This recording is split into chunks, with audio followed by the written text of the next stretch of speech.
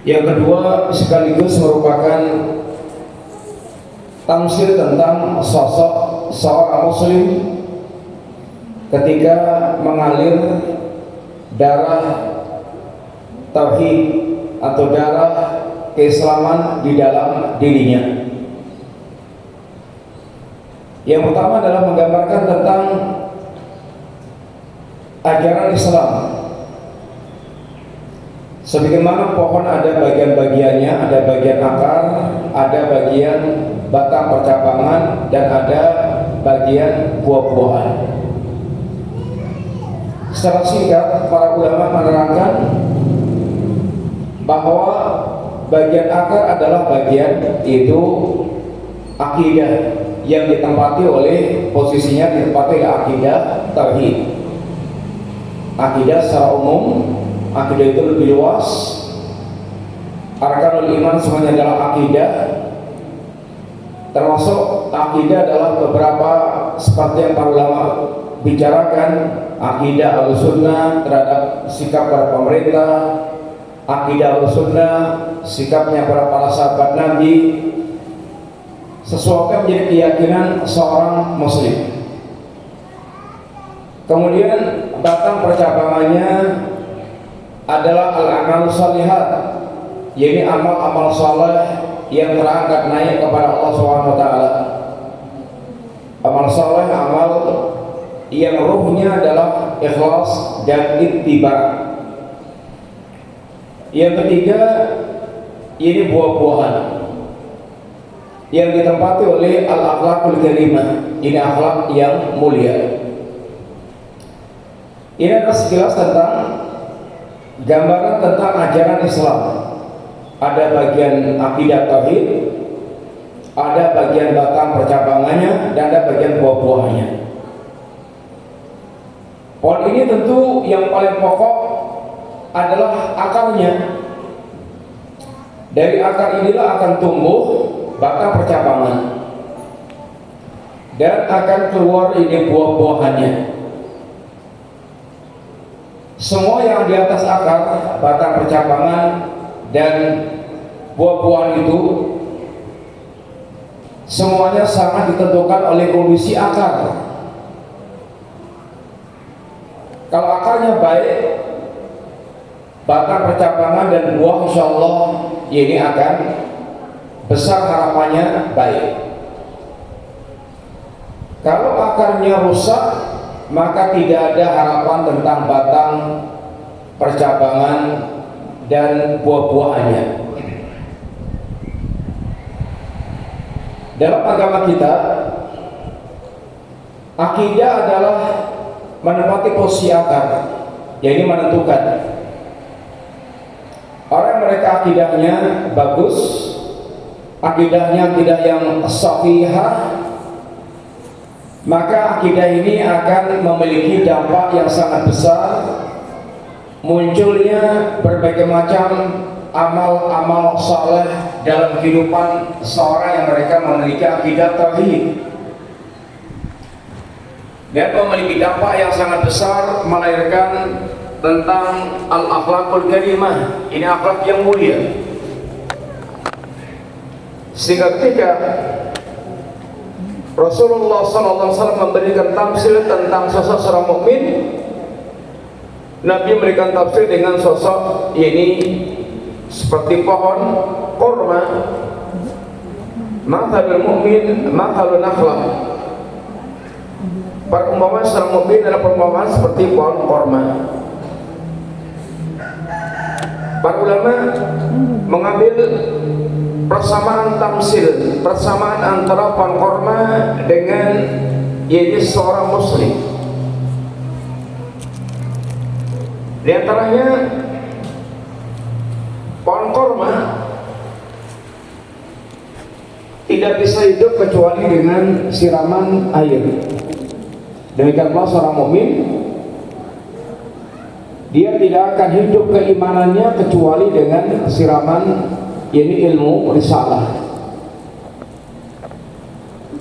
Maka ketika Allah Subhanahu wa taala menyebutkan tentang risalah agama ini, Allah menyebutkan paling enggak dengan 3 ungkapan yang sangat mendasar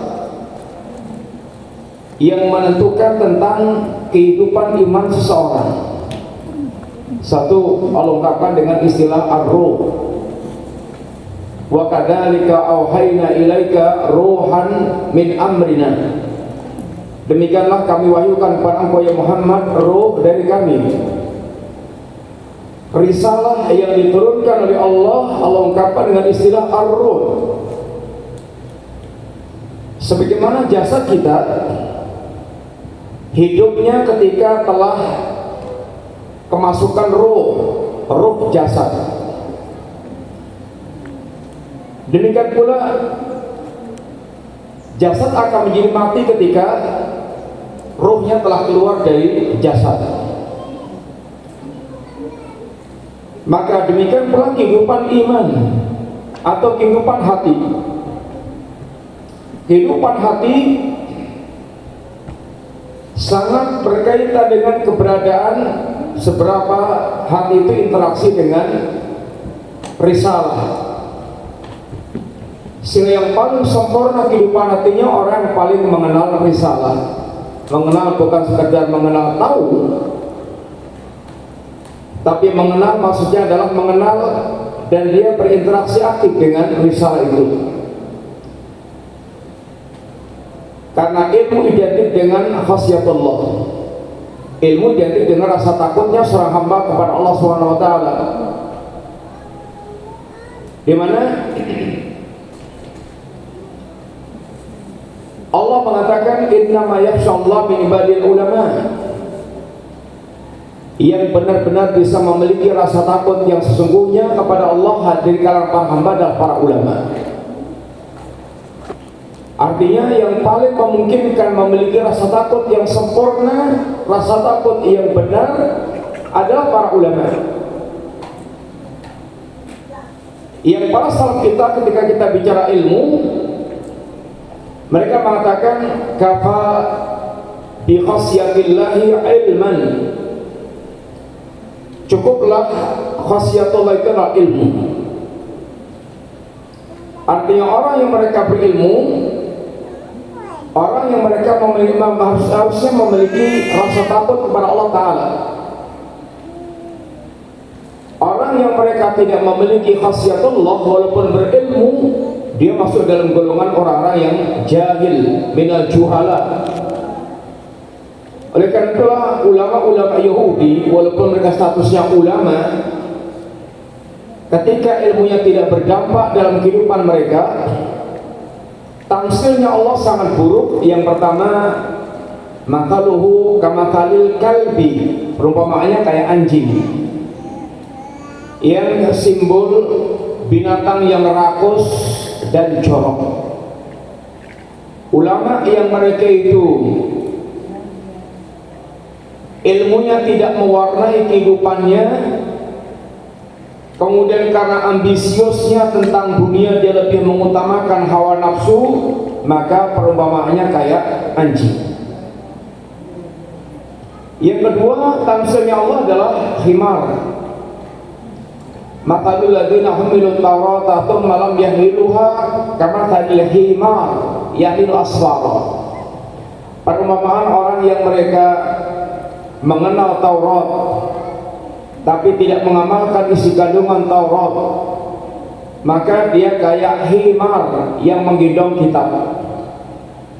Walaupun himar itu dia membawa kitab bergerubak-gerubak, tetapi tidak ada satupun baris isi kitab yang berdampak kepada itu himar.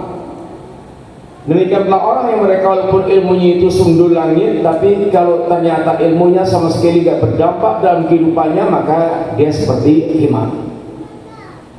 Sehingga kehidupan hati yang dimaksudkan dengan sangat berkaitan dengan sejauh mana dia mengenal risalah adalah ilmu yang betul-betul memiliki dampak dalam kehidupannya, ilmu yang mewarnai hatinya, bukan sekedar ilmu yang sekedar pengetahuan biasa. Yang kedua, Allah ungkapkan ilmu dengan istilah an-nur, cahaya. Sebagaimana kita tidak akan bisa melihat dengan jelas sehingga bisa membedakan segala perkara kecuali ketika ada cahaya. Sekarang ini kita bisa membedakan semua warna hakikat perkara di sekitar kita karena ada cahaya matahari, ada sinar matahari, sehingga cahayanya menjadikan kita bisa melihat segala perkara di sekitar kita. Seandainya kemudian matahari tenggelam, kemudian dunia menjadi gelap, nggak ada sinarnya lagi, kita akan kesulitan membedakan segala perkara ada di sekitar kita. Sebagaimana juga di malam yang gelap, kita bisa melihat segala macam karena ada lampu yang terang. Semakin lempar, semakin terang lampunya, semakin kita bisa membedakan segala perkaranya dengan lebih jelas. Ilmu Allah Subhanahu wa taala tafsirkan dengan nur. Ini cahaya. Wa ja'alna lahu nuran yamshi bihi fin nas. Kami jadikan risalah itu menjadi cahaya yang dengannya manusia berjalan di tengah-tengah manusia, sehingga bisa membedakan antara yang hak dengan yang batil. Maka orang yang mereka tidak memiliki ilmu risalah dalam agama kita, Allah tafsirkan mereka kal a'ma, seperti orang yang buta. Sedangkan orang mereka memiliki ilmu, bisa melihat dengan jelas, dikatakan Allah al-basir, orang yang seperti orang mereka melihat dengan jelas. Dan kebodohan itu dikatakan Allah dengan ungkapan ini al-dhulum, kegelapan jahiliyah, kegelapan kebodohan. Dan ilmu adalah kehidupan yang terang benderang, yang bisa membedakan segala perkara yang antara yang hak dengan yang batil, yang manfaat dengan mudarat dan seterusnya. Maka ungkapan ini menunjukkan tentang mutlaknya kebutuhan kita terhadap ilmu risalah. Yang ketiga, Allah ungkapkan dengan istilah itu al-ma', itu air. Yang air hujan ketika menimpa tanah itu sifatnya kemudian menghidupkan keadaan yang tadinya kelihatan mati, kering, kerontang menjadi hidup, atau menyegarkan tanaman yang matinya kelihatan layu menjadi segar kembali. Ilmu risalah pun demikian, sifatnya kepada hati kita. Ilmu risalah ini akan menghidupkan hati yang tadinya mati, sehingga Allah Subhanahu wa taala mengatakan tentang ini orang-orang yang Allah hidupkan hatinya setelah mereka mengalami kematian. Apakah orang mereka itu kami hidupkan fahyayna, kami hidupkan dia dengan ilmu risalah, dengan risalah, sebagaimana orang yang mereka itu mati? Atau iman kita dalam hati kita seperti pohon yang terkadang mengalami kelesuan, mengalami kelayuan, sehingga tidak nampak seger. Maka begitu kita mendengar ayat Al-Quran, kita mendengar hadis Rasulullah SAW, maka akan bisa membuat kembali segernya iman yang ada di dalam diri kita. Singkatnya, bahwa ini merupakan kebutuhan pokok seorang mukmin untuk kehidupan roh keimanannya, untuk dia bisa melihatnya dengan jelas segala perkara, untuk dia bisa senantiasa memiliki iman yang selalu tampil segar. Maka sangat mutlak membutuhkan risalah. Ini siraman sebagaimana pohon korma membutuhkan siraman, air. Dan persamaannya sangat banyak. Yang kemudian fokus kita sampaikan di sini adalah bahwa ketika seorang ingin berharap tanaman pohonnya itu akan tumbuh sempurna, baik, ideal, maka dia mesti yang pertama kali dia perhatikan adalah kehidupan akarnya atau pertumbuhan kehidupan akarnya tersebut. Yang apabila akarnya bagus, maka akan menjadi penentu tumbuhnya batang percabangan dan keluarnya buah-buahan. Dalam agama kita, sekalian, dan ini yang banyak hilang di tengah-tengah masyarakat, sehingga kita berhadapan dengan kenyataan kehidupan masyarakat kaum muslimin yang seakan-akan tidak mengenal akidah Islam, kehidupan tanpa akidah, sampai tidak bisa membedakan antara Islam dan kafir, Islam dan syirik, tauhid dan syirik. Sebagaimana perkataan sebagian orang, semua agama sama, sehingga sama sekali tidak bisa membedakan antara kekafiran dan keislaman, tauhid dan syirik. Ini musibah yang paling besar. Musibah yang paling besar. Harus kita tegaskan pada diri kita, Allah SWT bagaimana telah mengajarkan dua pokok kehidupan dalam kehidupan kita, dan ini pun tersimpul di dalam dua kalimat yang kita ucapkan, syahadat la ilaha illallah dan syahadat Muhammad Rasulullah. Kebaikan alam semesta ini pula semuanya kembalinya kepada dua akar ini. Kembalinya pada dua akar ini. Ini tegaknya tauhid dan tegaknya ittiba. Tegaknya tauhid, tegaknya ittiba.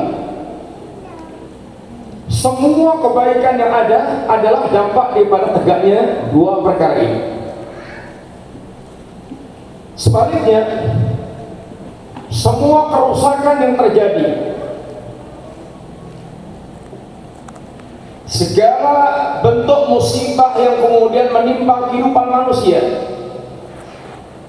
semuanya kembali kepada dua ini pula. Ini penyimpangan akidah tauhid dan penyimpangan dari ittiba. Maka Nabi telah menegaskan dua kepastian yang mesti kita betul-betul berada di atas dua hal yang pasti ini. Kepastian yang pertama, man mata wa huwa yusyriku billahi wa la yusyriku billahi syai'an, man mata la yusyriku billahi syai'an dakhala al-jannah, wa man mata yusyriku bi syai'an dakhala an-nar. Barang siapa yang dia mati dalam keadaan dia di atas tauhid, tidak menyekutukan Allah sama sekali, pasti dia masuk surga. Dan barang siapa yang dia mati dalam keadaan dia menyekutukan Allah, pasti dia masuk neraka. Ini kepastian yang pertama. Maka untuk mewujudkan atau untuk hal yang pertama ini, pastikan diri kita adalah masuk dalam kelompok ahli tauhid, barisan ahli tauhid. Walaupun ahli tauhid itu ada bermacam-macam, ada tingkatan-tingkatannya, tapi jangan sampai kita masuk dalam kelompok yaitu musyrikin. Karena apabila seorang dia memiliki modal tauhid, maka kalau tauhidnya sempurna, dia akan menjadi orang yang dikatakan oleh Nabi, dakhalal jannah bighairi hisabin wala adab. Dia akan menjadi orang yang masuk surga, masuk jannah tanpa hisab dan tanpa adab. Orang yang tauhidnya sempurna adalah orang yang mereka matinya dalam keadaan tidak memiliki syirik, tidak melakukan perbuatan syirik, dia tidak melakukan perbuatan bid'ah, dan dia tidak melakukan perbuatan maksiat. Seandainya dia pernah melakukan ini semuanya, dia meninggal dalam keadaan telah bertaubat kepada Allah dari perkara perkara-perkara tersebut, maka kesempurnaan tauhidnya akan mengantarkan dia dakhala jannah bighairi hisabin wala adab. Adapun apabila tauhidnya itu dia ada cacat-cacatnya, ada kekurangan-kekurangannya, tapi bukan dalam perkara syirik yang merusak tauhidnya. Dia mungkin bertauhid tapi dia melakukan dosa besar dan dia belum bertaubat dengan dosanya itu, sehingga dia mati dalam keadaan di atas tauhid tapi memiliki dosa besar, atau memiliki berbagai macam bid'ah yang belum mengeluarkan dari Islam. Dan ini semuanya penyimpangan, karena penyimpangan itu kalau nggak bid'ah ya maksiat. Bisa wujudnya bid'ah, bisa wujudnya maksiat. Tapi penyimpangan bid'ah lebih disukai iblis dibandingkan dengan penyimpangan maksiat. Karena bid'ah awetnya sesat itu lebih awet, karena bid'ah itu orang merasa lurus, merasa benar, merasa di atas kebenaran, sehingga kemungkinan taubatnya sangat sulit, sangat sedih, sangat kecil. Beda dengan maksiat yang dia tahu ini perbuatan maksiat. Hampir tidak ada orang bermaksiat kecuali dia merasakan itu maksiat, sadar bahwa itu maksiat, sehingga kemungkinan bertaubatnya lebih besar walaupun sama-sama sulit. Ahli maksiat itu sulitnya bertaubat karena dia selalu kejirat maksiat, sehingga dia sulit untuk dia keluar dari jebakan maksiat, kecuali memiliki kemauan yang sangat besar. Tapi dia sadar itu adalah maksiat. Beda dengan bid'ah. Orang mereka tenggelam dalam bid'ah, dia merasa bid'ahnya adalah perkara yang hak, perkara yang lurus, sehingga terkadang dia justru menjadikan amalan bid'ah itu sebagai taqarruban ilallah, taqarrub kepada Allah Subhanahu wa taala. Maka yang seperti ini sangat sulit diharapkan taubatnya. Sehingga orang mereka telah tertenggelam dalam bid'ah, itu sangat sulit diharapkan taubatnya. Oleh karena itulah di antara perkataan seorang ulama, nikmatani la adri ayyuhuma afdal. Ada dua kenikmatan yang aku nggak tahu mana yang lebih utama di antara kedua kenikmatan itu. Yang pertama, anhadani Allah lil Islam. Allah telah memberikan kepadaku hidayah Islam, sehingga dia berada di atas jalan Islam. Yang kedua, walam yaj'alni haruriyan. Allah tidak menjadikanku seorang haruri, yaitu khawarij, ahlul bid'ah di zaman itu. Artinya diselamatkannya dari kekafiran sehingga menjadi seorang muslim, diselamatkannya dari bid'ah sehingga selamat dari hawa nafsu. Maka ini sebuah karunia sangat besar, sehingga dia berjalan di atas tauhid dan berjalan di atas sunnah yang diajarkan Nabi sallallahu alaihi wasallam. Orang yang mereka bertauhid tapi memiliki beberapa kekurangan, boleh jadi memiliki kemaksiatan yang belum dia taubati, dia memiliki penyimpangan bid'ah yang belum dia taubati, dan Allah Subhanahu wa taala juga belum mengampunkan orang tersebut. Maka dia boleh jadi dia diadab, dia disiksa, dia dihukum oleh Allah Subhanahu wa taala, tetapi keberadaan tauhidnya mengentaskan dia dari kekalnya jahanam. Maka pastikan diri kita di antara barisan ahli tauhid. Tentu caranya adalah dengan kita belajar yang serius, mengenal tentang hakikat tauhid dan syirik, belajar dengan tafsir, sehingga kita bisa tahu mana yang termasuk amalan tauhid, mana yang amalan syirik. Karena kebodohan kita kepada perkara tauhid dan syirik akan menjadikan perkara yang paling berbahaya dalam kehidupan kita.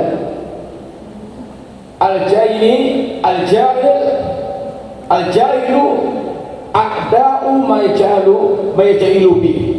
Orang orang yang bodoh ini akan menjadi musuh tentang apa yang dia bodoh dengan perkaranya. Orang bodoh tentang tauhid sering akan menjadi musuhnya tauhid. Orang bodoh tentang syirik dia akan menjadi musuhnya ini, dan musuhnya akan bahkan dia akan terjebak pada perbuatan kesyirikan dan menentang orang mereka memusuhi kesyirikan tersebut. Sehingga pastikan diri kita adalah menjadi ahli tauhid. Kepastian yang kedua adalah yang lain dikatakan satafariqu ummati ala taratin wa sab'ina firqah kulluha finnar illa wahidah, bahwa umat ini akan terpecah belah menjadi 73 kelompok, kecuali semuanya neraka, semuanya menjadi ahli neraka kecuali satu. Semuanya di neraka kecuali satu. Wa yal jamaah, yang satu adalah al-jamaah, dan jamaah diterangkan oleh Nabi sallallahu alaihi wasallam, ma ana alihi wa ashabi. Jamaah adalah apa yang aku dan para sahabatku ada di atasnya. Yang kedua ini adalah kepastian sungguhnya berkaitan dengan syahadat la ilaha illallah, syahadat Muhammad Rasulullah. Nabi ingatkan bahwa umat ini akan terpecah belah menjadi sekian kelompok, akan terpecah belah menjadi sekian kelompok, menjadi aliran-aliran, menjadi milah, menjadi berbagai macam kelompok-kelompok bid'ah. Dan Nabi terangkan semuanya finnar, ada semuanya menyimpang itu terancam dengan neraka illa wahidah, jadi satu yang lurus. Yang lurus adalah ini al-jamaah, yang jamaah adalah diterangkan Nabi ma ana alihi washabi.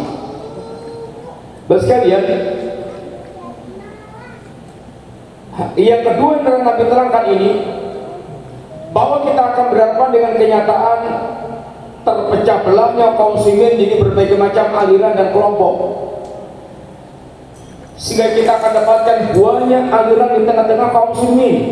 Kalau sejarah yang para ulama catat, namanya ada Syiah Rafidhah, ada Khawarij, ada Jahmiyah, ada Mu'tazilah, ada Sufiyah, lalu bercabang-cabang lagi banyak, dan keluar berbagai macam aliran yang terus setiap orang punya pemikiran bid'ah membuat aliran baru lagi.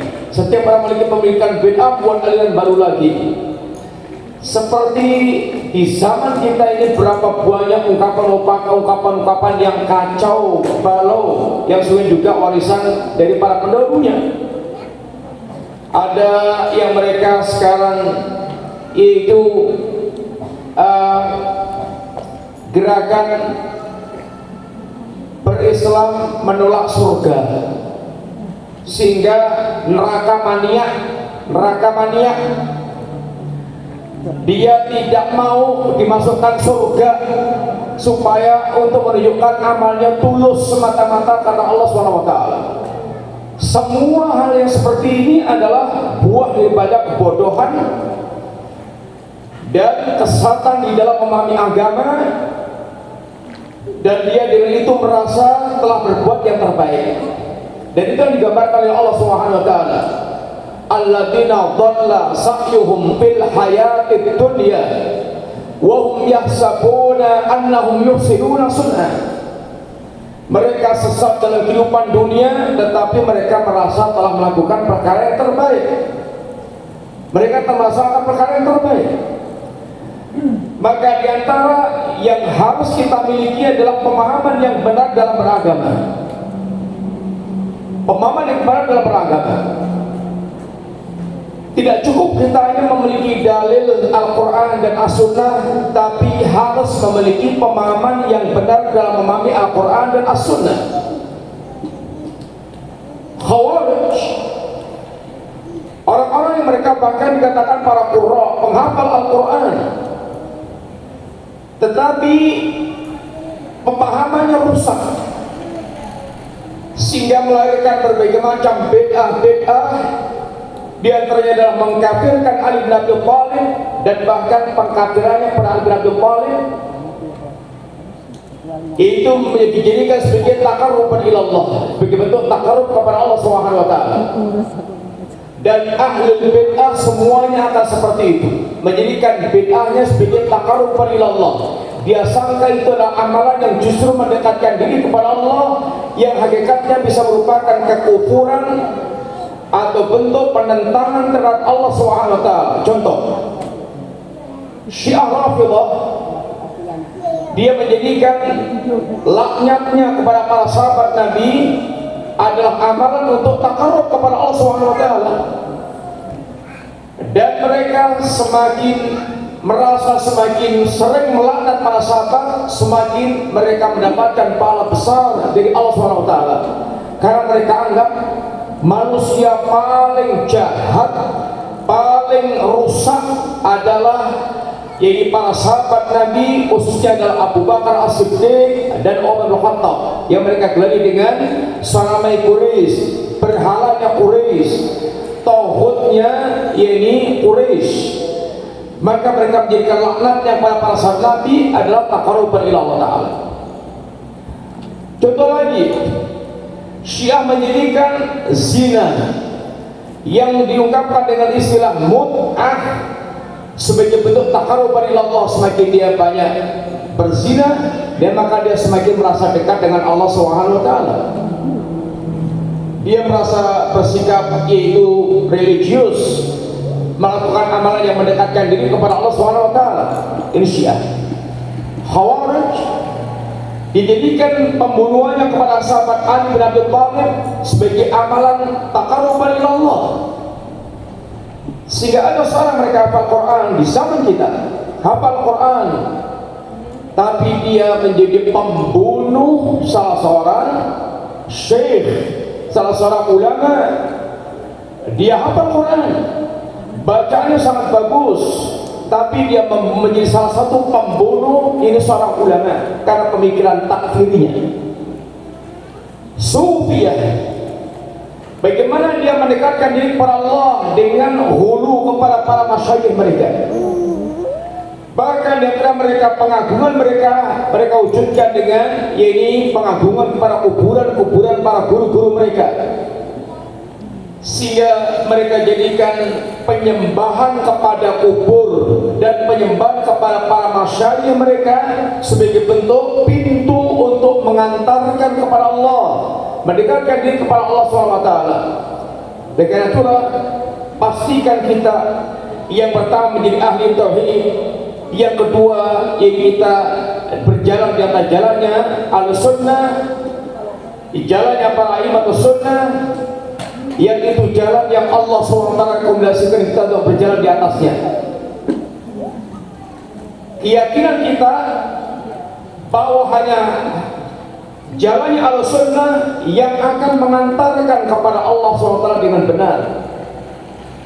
Kita tidak mengaklaim bahwa kita orang yang telah yaitu berjalan di atas jalan yang totalitas 100% adalah benar. Tapi kita yakin jalan Ahlussunnah satu-satunya jalan yang hak, yang benar. Menyimpang dari jalan ini adalah sebuah kesesatan. Tapi kita bukan orang yang mengklaim bahwa kita adalah, apalagi perkataan mereka mengklaim ahlul jannah, yang lainnya ahlul nar. Seperti keyakinan kita bahwasanya Islam adalah satu-satunya agama yang diakui Allah Subhanahu wa taala. Selain Islam adalah kesesatan dan akan ditolak oleh Allah Subhanahu wa taala. Dan ketika kita berislam, kita yakin bahwa hanya Islam yang akan mengantarkan dia selamat kepada sampai kepada Allah Ta'ala. Tapi kita tidak mengaklaim bahwa diri kita telah sempurna dalam mewujudkan ajaran Islam, tinggal dikoreksi dengan ajaran Islamnya. Demikian pula ketika kita meneliti jalan Ahlussunnah, kita yakin ini jalan yang hak. Yang menyimpang dari jalan ini adalah jalan yang batil. Artinya bukan kita telah mengaklaim diri kita sempurna mewujudkan ajaran Islam dengan pemandu para sahabat Nabi, tapi ini satu-satunya jalan yang wajib semuanya kita kalau pengen selamat harus berjalan di atas jalan ini. Bukan artinya kita mengklaim bahwa kita adalah menjadi salah satunya ahlul jannah, bukan demikian. Tapi kita yakin, saya yakinnya hanya jalannya al-sunnah, ini Al-Quran dan As-Sunnah yang dipahami oleh para sahabat Nabi, itulah satu-satunya jalan yang hak, yang mengantarkan kepada hakikat ini kebenaran. Yang menyimpang di jalan ini, dia akan masuk ke lorong-lorong kesesatan. Ini keyakinan yang bisa kita miliki, sehingga kita berusaha kuat bagaimana kita semuanya berjalan di atas jalan yang hak tersebut. Terus sekalian, sosok yang digambarkan Allah Subhanahu wa taala kasajaratin thayyibah adalah sosok seperti yang digambarkan, yang mereka memiliki tauhid yang murni, mereka memiliki akidah yang bagus, dan mereka memiliki semangat ittiba yang besar. Ini orang yang mereka mewujudkan sosok gambaran oleh Allah Subhanahu wa taala kasyajaratin thayyibah. Pertanyaannya adalah, kenapa mesti kita harus menjadikan akidah perkara pertama dalam kita beragama?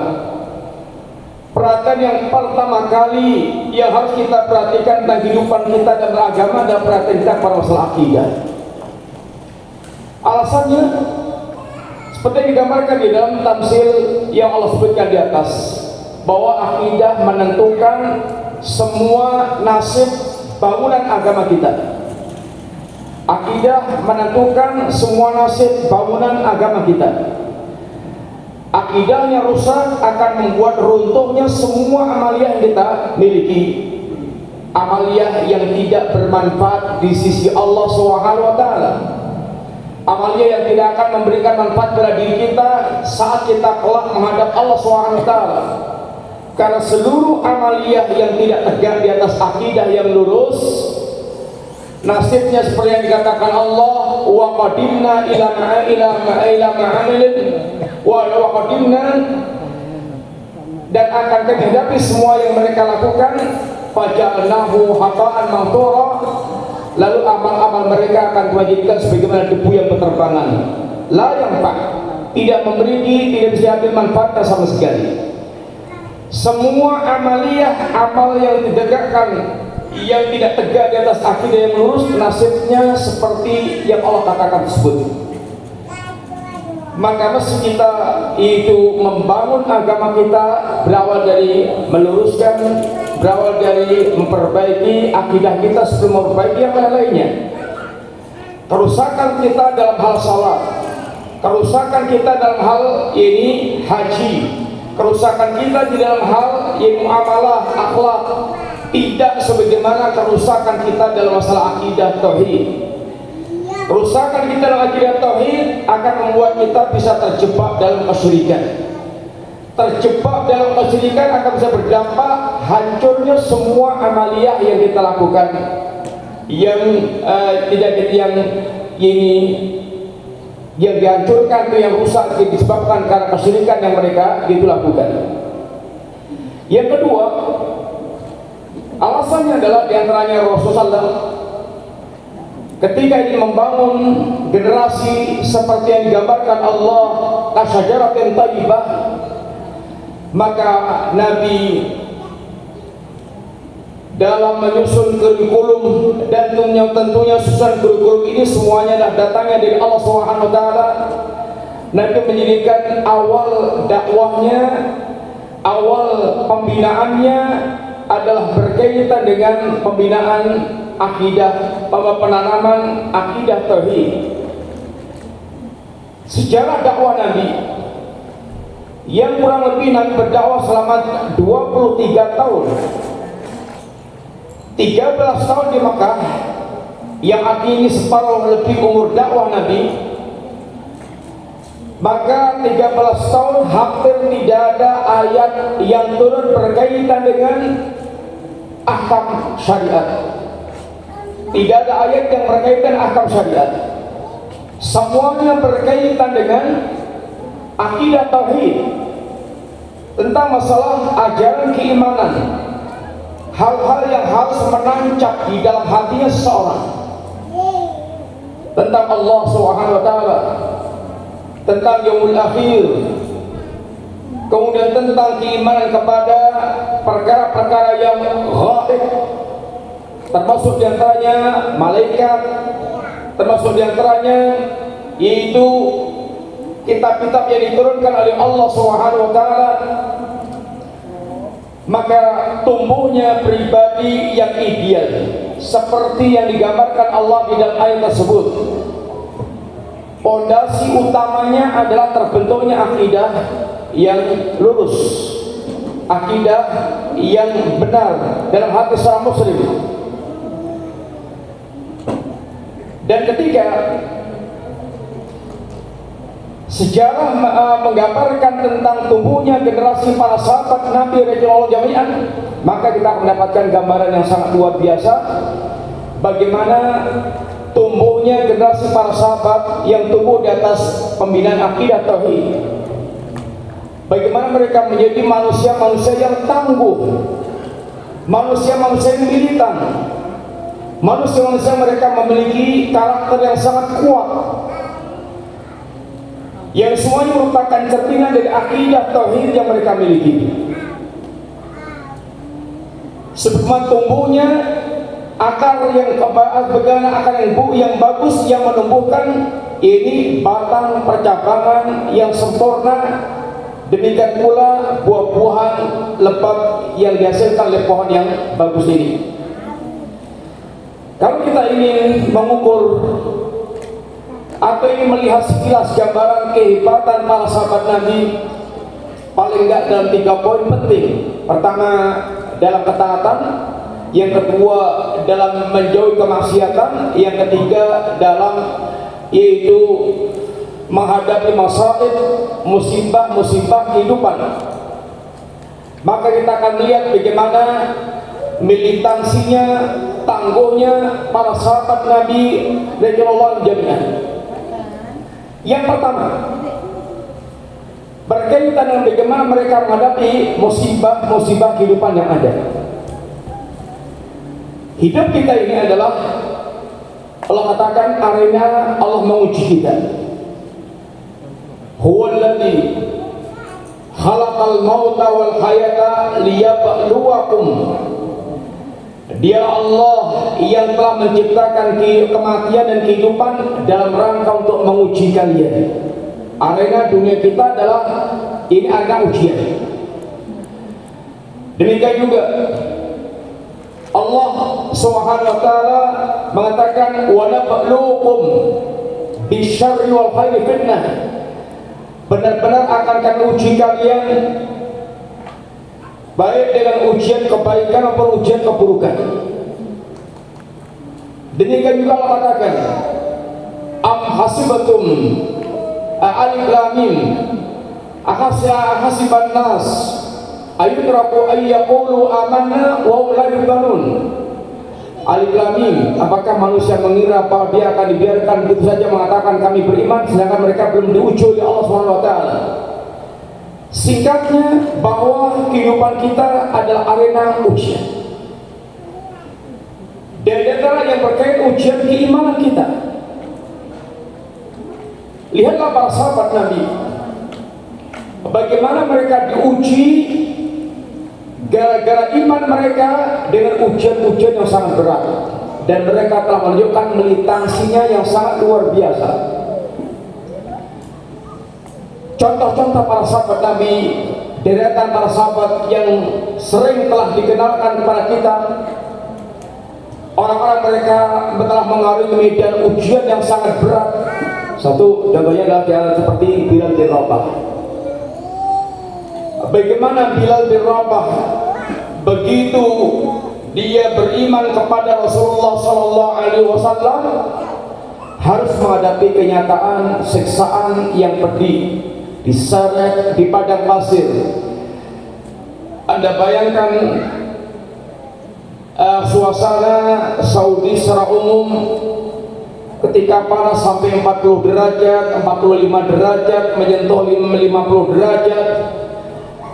Bagaimana panasnya Bilal dalam keadaan telanjang yaitu badannya tanpa baju diseret, kemudian dipukul, kemudian ditimpuk dengan batu yang besar.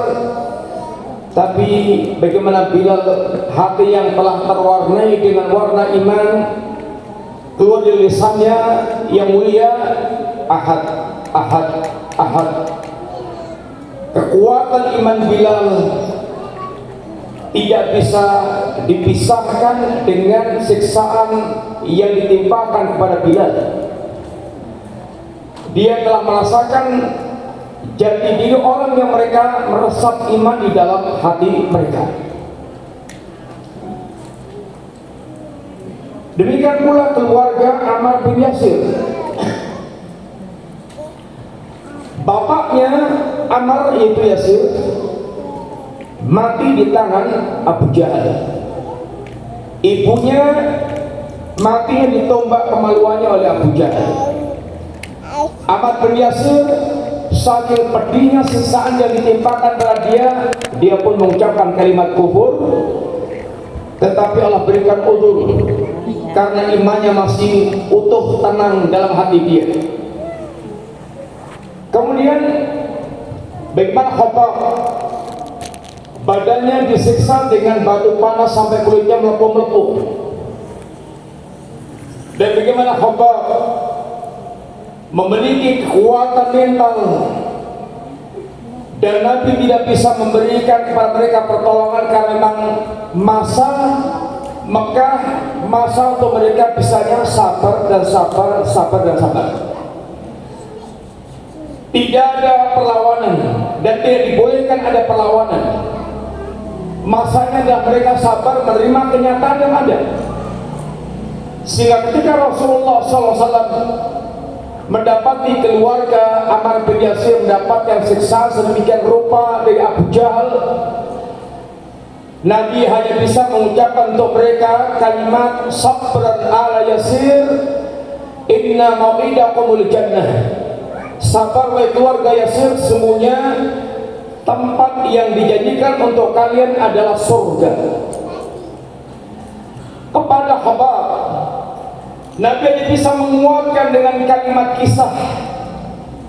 Wahai Khabbab, orang-orang sebelum kalian ada yang mereka ditanam tubuhnya di tanah, kemudian di atas kepalanya diletakkan gergaji, kemudian mulai digorok dari patok kepalanya itu krok sampai kemudian terbelah sigar menjadi dua, tapi tidak membuat dia berkeming dari agama dia. Wahai Khabbab, di antara mereka ada yang badannya disisir dengan sisir besi sampai kemudian melokok antara daging dan tulang belulangnya terpisah, tapi tidak membuat mereka bergeming dari agamanya. Mus'ab bin Umair, sekalian, orang yang waktu masih kafir, musyrik, kalau orang bilang sekarang anak papa, anak mama, tampilannya perlinting, baju-bajunya branded impor, parfumnya paling wangi, kulitnya sangat mulus. Dan Mus'ab bin Umair terkenal ini orang yang sangat tampan. Begitu Mus'ab bin Umair menerima Islam, beriman kepada Rasulullah SAW, maka orang tuanya memutus total untuk Mus'ab bin Umair, sehingga baju yang tadinya branded sangat bagus, sangat indah, Mus'ab bin Umair pernah tampil di depan para sahabat dengan baju yang penuh dengan tambalan. Mus'ab bin Umair yang tadi kulitnya mulus, sekarang kulitnya setelah itu menjadi bersisik kayak ular. Tapi itu tidak mengganggu keimanan Mus'ab bin Umair. Tangguh, sangat militan.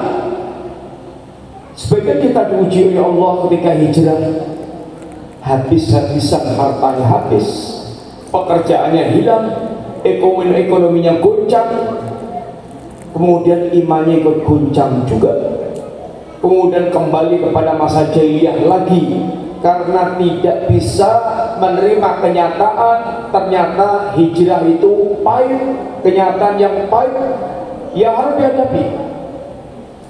Mus'ab bin Umair begitu kenyataan yang beliau ini hadapi. Tapi Masya Allah, Mus'ab bin Umair dia menjadi guru pertama yang dikirim Rasulullah SAW ke Madinah, sampai kemudian hampir semua rumah tangga Madinah bersinar cahaya Islam. Di antaranya adalah berkat dari dakwah seorang sahabat Mus'ab bin Umair dengan perjuangan, dengan diplomasi, dengan ini mental yang baja, dengan cara yang terbagus, hingga kemudian Islam bisa merasuk ke setiap rumah tangga penduduk yaitu Ahlul Madinah, sehingga mereka sampai menjadi pembela Rasulullah SAW yang siap mengorbankan harta dan jiwa mereka selalu totalitas untuk jadi dakwah Nabi. Orang-orang Madinah sekalian, ketika mereka telah menjadi ansar bagi Nabi, maka mereka berkali-kali ditantang oleh Nabi. Pas yang pembelaan mereka tidak sekedar hanya ketika mereka ini pembelaan yang tanggung-tanggung, tapi pembelaan yang out-out, sampai tahap mereka itu mengorbankan nyawa mereka, sampai tahap mereka mengorbankan harta mereka. Mereka semuanya ditantang Nabi. Ketika mereka menerima Islam yang ditarikkan Rasulullah SAW, sehingga mereka betul menjadi ansar bagi Rasulullah SAW, mengorbankan apapun yang mereka siap korbankan demi Rasulullah SAW. Guru pertama yang mengajarkan agama dan sampai kemudian sinar Islam masuk ke rumah tangga penduduk Madinah adalah sahabat Mus'ab bin Umair. Bagaimana tangguhnya para sahabat dalam menerima musibah yang mereka hadapi. Sa'ad bin Abi Waqqas ketika dia menerima dakwah Islam, ibunya protes keras dan ngancam untuk mogok makan. Dan ketika ibunya mogok makan, mulailah kemudian lemes-lemes lunglai karena mulai berhari-hari tidak makan, sebagai bentuk pukulan mental kepada Sa'ad bin Abi Waqqas agar kembali kepada agama kakek moyangnya. Apa kata Sa'ad? Wahai ibunda, seandainya ibunda memiliki 100 nyawa, lalu nyawa itu keluar satu persatu dari tubuh ibunda, aku akan tunggu dengan setia, tapi aku tidak akan meninggalkan agama Muhammad SAW. Lihat bagaimana para sahabat tangguhnya mereka menghadapi medan ujian. Termasuk di antara mereka ketika harus mengorbankan semua apa yang mereka miliki berkaitan harta dunia. Hijrah, sekalian. Bagaimana Allah menggambarkan tentang para muhajirin, yang Allah mengatakan lil fuqara'il muhajirin alladziina ukhriju min diyarihim wa amwalihim yabtaghuna fadlan minallahi wa ridwanan wa yansuruna Allah wa rasulahu ulaika humus shadiqun. Allah katakan ulaika humus shadiqun, mereka adalah orang yang telah jujur membuktikan tentang keimanan mereka di antaranya dengan amalan hijrah. Hijrah ini sekalian, amalan yang mereka hadapi dengan bayang-bayang maut, bayang-bayang kematian, sehingga mereka hijrah sembunyi-sembunyi. Tahu-tahu satu keluarga hilang, tahu-tahu ini berapa orang hilang, sehingga membuat orang-orang Quraisy semakin cemas dan galau, khawatir, bukan senang. Galau, khawatir, cemasnya selain mereka diantaranya adalah keluarga mereka juga, keluarga mereka yang beriman pada Nabi, lalu mereka hijrah dari Mekah ke Madinah, meninggalkan Mekah, sehingga mereka kehilangan anggota keluarga. Bukan sekedar itu, tapi mereka hijrah ke Madinah bukan sekedar untuk mereka tinggal di Madinah, tapi ini akan menjadi kekuatan baru yang akan mengancam mereka, yang satu saat akan mengancam mereka, sehingga mereka pun berusaha untuk selalu membinasakan Nabi dan para sahabat, ludes, habis, tapi Allah semakin membuat cahaya Islam semakin moncer, ini semakin bersinar terang. Mereka dikatakan Allah fuqara bukan karena mereka fuqara. Di antara mereka bangsawan, di antara mereka para saudagar besar. Abu Bakar saudagar besar. Bagaimana Abu Bakar selalu menebus budak-budak yang disiksa oleh orang-orang Quraisy. Utsman adalah bangsawan, tapi mereka dikatakan fuqara oleh Allah SWT karena hijrahnya mereka harus meninggalkan semua harta yang mereka miliki. Rumah nggak bisa dibawa, tanah nggak bisa dibawa, gudang-gudang perdagangan mereka nggak bisa dibawa. Bahkan ketika Suhaib dia hijrah dari Mekah ke Madinah, dalam perjalanan dicegat oleh orang Quraisy. Suhaib, kamu dulu masuk sini kiri, sekarang harta kamu akan kamu bawa keluar. Saat kami tidak riba. Kata Suhaib, wahai Quraisy, kalian tahu saya ada kemana? Ada jago mana? Maksudnya ancaman Suhaib, silahkan hadapi, lepasnya anak-anak panah ini, bisa Anda pulang tinggal nama aja. Resiko. Tapi kata Suhaib, kalau kalian mau, akan aku lepaskan seluruh hartaku untuk kalian. Bahkan aku tunjukkan di mana simpanan hartaku, ambil. Dia hanya minta satu permintaan saja, dilepas melenggang bebas ke Madinah. Bagi Suhaib, ini bentuk perdagangan mereka, perdagangan dia dengan Allah SWT. Yang di depan matanya adalah keuntungan, jannah dan keridhaan Allah SWT. Maka kasus Suhaib ini Allah turunkan ayat, tentu maknanya umum, tapi di antara kasusnya Suhaib, wa minan nasi mayasri nafsahu ibtigha'a mardatillah. Sebagian orang ada yang menjual dirinya dalam rangka mencari keridhaan Allah SWT. Suhaib. Dan bagaimana para sahabat yang lain juga semisal dengan mereka menjadikan amaliyah agamanya perdagangan dengan Allah Ta'ala yang keuntungannya jauh berlipat-lipat. Ini yang pertama. Kalau kita melihat bagaimana militansinya para sahabat yang tumbuh berkembang di atas akidah yang lurus, lihatlah bagaimana ketika mereka berkorban dan menghadapi musibah yang mereka hadapi, kenyataan hidup yang mereka hadapi, mereka menjadi manusia militan dalam menghadapi musibah-musibah yang ada. Dan kita pasti akan uji Allah pula dengan keimanan kita. Hanya ujian Allah sesuai dengan kadar keimanan kita. Yubtala rajul bihasabi imani. Seseorang akan diuji Allah sesuai dengan kadar agamanya. Ikana dinuhu sulban, kalau agamanya kuat, tebal, ujiannya akan lebih berat. Kalau agamanya tipis, ujiannya pun tipis. Maka dikatakan Nabi, asyadun nasi balaan al-anbiya thummal amthal fal amthal. Manusia yang paling keras ujiannya adalah para nabi, kemudian semisalnya. Yang kedua, lihatlah bagaimana mereka ketika menghadapi perintah-perintah Allah SWT. Bagaimana samina wa ta'nanya mereka. Yang paling, di antara yang paling kisah yang paling sering kita dengar insyaallah, yang pertama, bagaimana para sahabat ketika Allah turunkan ayat hijab dan Nabi telah membacakan para laki-laki mereka ayat tentang hijab, dan mereka bacakan pada wanita-wanita mereka, keluarga, istri dan anak-anak mereka.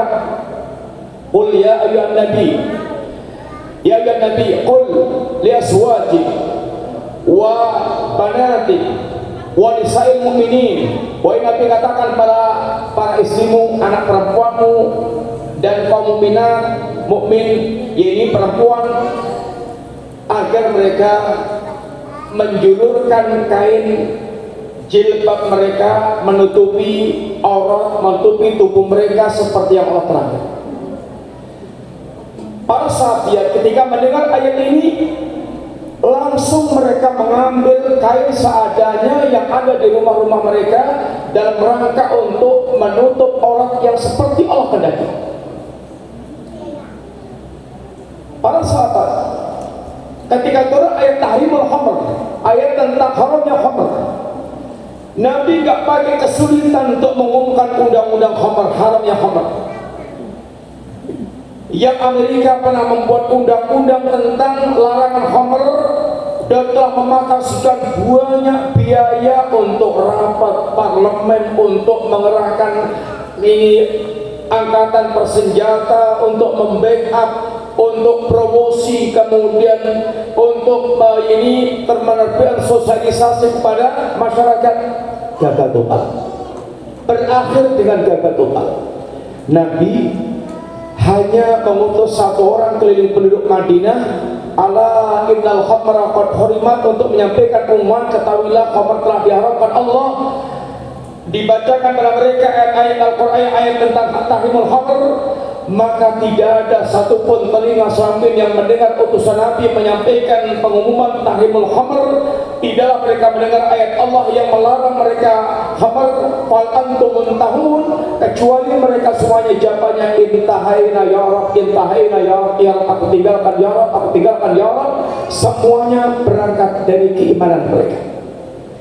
Bagaimana mereka memenuhi panggilan Allah, bagaimana mereka memiliki rasa takut kepada Allah Subhanahu wa taala, sehingga orang mereka, akidah telah mewarnai hati mereka, akan membuat mereka militan dan ujian, akan membuat mereka merasa indah dalam mewujudkan perintah dan meninggalkan larangan Allah Subhanahu wa taala. Karena iman ketika masuk dalam hatinya orang akan memunculkan halawatul iman, rasa manisnya iman.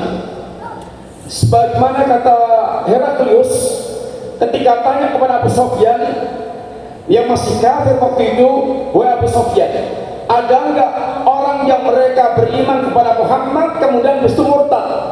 Tidak ada, kata Abu Sufyan. Kata Heraklius, itulah iman ketika telah masuk ke basyasyatul qulub, ke relung-relung hati manusia, akan membuat mereka orang yang sangat tangguh, hebat, dan merasakan manisnya keimanan. Ceritanya masih sangat panjang tentang yang perlu kita sampaikan, yang sekedar menggambarkan bagaimana dampak akidah dalam kehidupan seorang mukmin, baik yang berkaitan dengan mereka dalam mewujudkan perintah-perintah Allah, dalam meninggalkan larangan-larangan Allah Subhanahu wa taala, dalam menghadapi tantangan kenyataan hidup, masaib, ujian, musibah-musibah yang dihadapi. Yang ini semuanya menuntut kita pula bahwa kalau kita ingin betul-betul memiliki ketangguhan di dalam kita beragama, maka mesti kita mengikuti jejak Nabi. Ibda kama bada Allah wa rasuluh, dikatakan mulailah dari mana Allah dan Rasulnya memulai, maka membina diri kita dan membina umat manusia secara umum ada hendaknya mengawali kita dari mempelajari akidah tentang Allah, belajar tentang siapa itu Allah Subhanahu wa taala, belajar tentang akidah yang diajarkan oleh Allah dan Rasulnya sallallahu alaihi wasallam. Dan itu bagaimana menjadi keyakinan yang menancap dalam hati kita sehingga betul-betul akan memberikan buah-buah yang sangat indah. Buah itu yang pertama adalah munculnya amalan-amalan yang terangkat kepada Allah Ta'ala, memurnikan keikhlasan, memurnikan ittiba. Banyak orang mereka beramal, tapi amal yang berkualitas, yang ikhlas, yang ittiba ini yang sedikit. Karena itu membutuhkan kebersihan hati dan membutuhkan semangat mereka untuk belajar.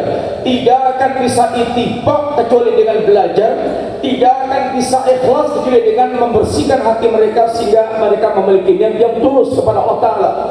Dan itu akan melahirkan al-akhlakul karimah, akhlak yang betul-betul mulia, akhlak yang betul-betul itu baiknya bukan polesan tetapi asli, orisinil, karena kebaikan dia hanya muncul dengan mengharap balasan dari Allah, bukan balasan dari manusia. Ini adalah diantara dampak sekilas daripada kenapa mesti akidah dulu dalam kita membina diri kita, membina manusia, karena begitulah kurang lebihnya sekilas berkaitan gambaran ketika akidah telah menancap dalam hati ini seseorang. Dan berbeda orang yang mereka memiliki takhasus jurusan syariat, jurusan sastra, jurusan bahasa, jurusan ini sejarah, dan mereka memiliki bekal akidah yang bagus dengan semata-mata dia ahli syariat atau ahli fikih, ahli usul fikih, ahli sejarah, ahli hadis, tapi tidak memiliki akidah yang bagus, akan sangat berbeda. Ulama yang mereka pakar dalam bidang-bidang itu yang punya akidah yang bagus berbeda dengan mereka yang kelihatan pakar dan tidak memiliki akidah yang bagus. Demikian Bapak sekalian, waktu kita habis, mudah-mudahan manfaat. Wassalamualaikum warahmatullahi wabarakatuh. Segala kurang minta maaf. Jazakumullah khairan. Assalamualaikum warahmatullahi wabarakatuh. Jazakumullah khairan atas materi yang telah diberikan kepada kita semua. Baik, ada sedikit waktu bagi jamaah yang ingin bertanya. Ikhwan. Baik, insyaallah cukup. Ya, baik. Mari kita tutup materi dengan doa kafaratul majelis. Subhanakallahumma wa bihamdika asyhadu an la ilaha illa anta astaghfiruka wa atubu ilaik. Insyaallah kita lanjut di pertemuan pekan berikutnya. Kurang